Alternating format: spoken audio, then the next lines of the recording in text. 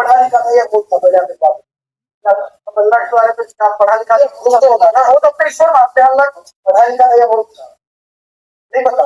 चलिए हम बोल देते हैं पढ़ा लिखा था। अच्छा अल्लाह पढ़ा लिखा था होगा तो क्या पता पीएचडी किया हो ब्राह्मणवाद में, हमको हो सकता है। हम ये बात तो चला मुझे पता है, खाली मत अल्लाह पीएचडी किया था ब्राह्मणवाद में, ठीक है। मान लीजिए अल्लाह पढ़ा लिखा था, जब इतना नॉलेजेबल व्यक्ति था, पीएचडी किया था ब्राह्मणवाद में, वो अल्लाह इतना बढ़िया से ऊपर से नीचे तक पढ़ा के दिया। मैं समझ रहा हूँ आगे काट लिए भाई चाहते ही क्यों काट रहे हो भाई। শুকরিয়া আলহামদুলিল্লাহ। কিসের জন্য শুকরিয়া বলতেছি, যিনি সৃষ্টিকর্তা, সমস্ত কিছু সৃষ্টি জগতের মালিক, ওই ছেলেটা যে কথা বলতেছে তার সৃষ্টিকর্তা, আমার সৃষ্টিকর্তা, আপনাদের সৃষ্টিকর্তা। দেখেন, আমরা যখন একটা লোক কাজে রাখি, এখন আমাদের কথা অনুসারে কাজ না করলে আমরা তার অবস্থা বেহাল করে ফেলি।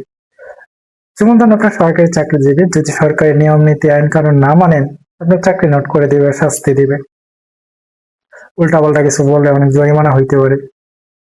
কিন্তু আমার সৃষ্টিকর্তা এতটা দয়ালু যে যিনি আমাদের সৃষ্টি করছেন, আবার এই পাপিষ্ঠ বান্দারে আমরা সৃষ্টিকর্তাকে কত আজব আজব প্রশ্ন করি, কত কিছু করি, তারপর সৃষ্টিকর্তা আসলে কিছুই করেন না, বরঞ্চ সৃষ্টিকর্তার স্বাভাবিক যে নিয়ম নীতি রহমত সেগুলা দিতে থাকেন। তো এই জন্য শুকরিয়া আলহামদুলিল্লাহ। তো এই যে ছেলেটা মেবি ভারতের হবে, একটা প্রশ্ন করছে সৃষ্টিকর্তাকে নিয়ে। সে প্রশ্নটা হচ্ছে মূলত খতনা বা মুসলমানি যে করাই আমাদের মুসলমান বা ইসলাম ধর্মে, এটা নিয়ে আর কি। তো সৃষ্টিকর্তা যেহেতু সব জানে, তো উপর থেকে কেন মুসলমানি করা একেবারে জন্ম দেয় না, এরকম কিছু একটা বলছে আর কি। তো মুসলমানের রীতি বা নিয়মটা আগে আমাদের জানতে হবে, বা এটা আবশ্যক কিনা সেটা আমাদের জানতে হবে।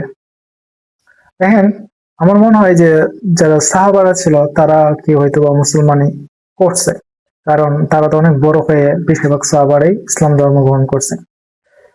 আর এই যে মুসলমানি বা খতনার বিষয়টা, এটা বলা আছে যে এটা ইব্রাহিম আলাইহিস সালাম থেকে আসছে, ঐতিহাসিক ভাবে ইনফরমেশন পাওয়া যায়। এখন যদি ওই নিয়ম রীতি দ্বারা কি ধরে রাখে, তারা হয়তো বা করছে, এটা ইসলাম ধর্মে নতুন এরকম না। ইব্রাহিম আলাইহিস সালাম ধর্ম কিন্তু অনেক আগে ছিল, অনেক আগে আসছে। তো ওই সময় মানুষ করছে ঐতিহাসিক ভাবে তথ্য অনুসারে আর কি। আমাদের নবী সাল্লাল্লাহু আলাইহি সাল্লামও আমাদেরকে কিছু হাদিসে বলা আছে যে নবী সাল্লাল্লাহু আলাইহি সাল্লাম বলছে যে 6টা কাজের মধ্যে একটা গুরুত্বপূর্ণ কাজ হচ্ছে খতনা করা। এখন আল কোরআনে এটার ব্যাপারে কি কোনো ইনফরমেশন আছে? আল্লাহ তাআলা কি কিছু বলছে? প্রথম কথা হচ্ছে আল কোরআনে খতনা করার ব্যাপারে কোনো কিছু বলা হয় নাই। আর খতনা করাটা এতটা ইম্পর্টেন্ট ও না, এটার সাথে মুসলিম হওয়া না হওয়ার সাথে কোনো সম্পর্ক নাই। যদি কি খতনা না করে সমস্ত বিধিবিধান মানে, সে আমি মনে করি মুসলিম। আবার অনেকে বলবে যে হাদিসে বলা আছে, যদি হাদিস না মানে সে তো বড় মুসলিম। এখন হাদিসে বলা আছে ঠিক আছে, আবার হাদিস না মানলে মুসলিম, ঠিক আছে। তো যারা হাদিস মানে ওনার সাথে খতনা করাইতে হবে, আবশ্যক, ওয়াজিব। বাট যারা হাদিস মানতে ইচ্ছুক না, বা হাদিসকে নবী সাল্লাল্লাহু আলাইহি ওয়াসাল্লাম বাণী মানে না, তাদের ক্ষেত্রে আমি বলবো যে একজন মানুষ প্রপার মুসলিম হইতে পারবে, একজন মানুষ সত্যিকারে ইমানদার হইতে পারবে যদি সে খতনা নাও করে। এটা আবশ্যক না, এটা করাইলে পারে ভালো, না করাইলে সমস্যা নাই। কিন্তু মেডিকেল সায়েন্স বলে আমি যতটুকু শুনছি, খতনা করানো ভালো, সুবিধা। অনেক অমুসলিমরাও খতনা করায়, এটা হচ্ছে প্রয়োজন অনুসারী ট্রিটমেন্ট। অনেক সময় দেখা যায় যে ইনফেকশনের কারণে অনেকের খতনার উদ্দেশ্য ছাড়াও কাটতে হয়, এরকম অনেক আছে। সো এটার সাথে ধর্মের কোনো কানেকশন নাই। আর সৃষ্টিকর্তা এই যে বলছে, বলতে আমি বলতে পারতেছি না, সৃষ্টিকর্তার নলেজ ব্যাপারে তুমি যদি জানতে চাও, তাহলে সৃষ্টিকর্তার সৃষ্টি জগৎ নিয়ে দেখো। সৃষ্টিকর্তা এত এত গ্যালাক্সি, এত এত মহাকাশের বিস্তৃতি, মানে সৃষ্টিকর্তার ক্রিয়েশন নিয়ে তুমি চিন্তা করো, সৃষ্টিকর্তা কি জিনিস। হ্যাঁ, যারা মুসলিম আছে তারা তো অনেক প্রশ্ন করে যে সৃষ্টিকর্তা কি, এই সেই হ্যান ত্যান। প্রত্যেকটা নীতি, ইউনিভার্সের প্রত্যেকটা জিনিস একটা নিয়ম অনুসারে, ফর্মুলা অনুসারে, গাণিতিক প্যাটার্নে চলে। এক সেকেন্ড, এক বিন্দু পরিমাণ টের পেটে হলে সব ধ্বংস হয়ে যাবে।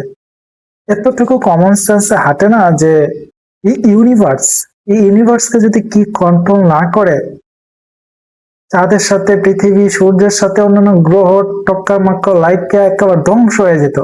বিলিয়ন বিলিয়ন তারা, মিলিয়ন মিলিয়ন গ্যালাক্সি, একটা হিউজ পরিমাণে একটা ইউনিভার্স, এটাকে কন্ট্রোল রাখতেছে কে?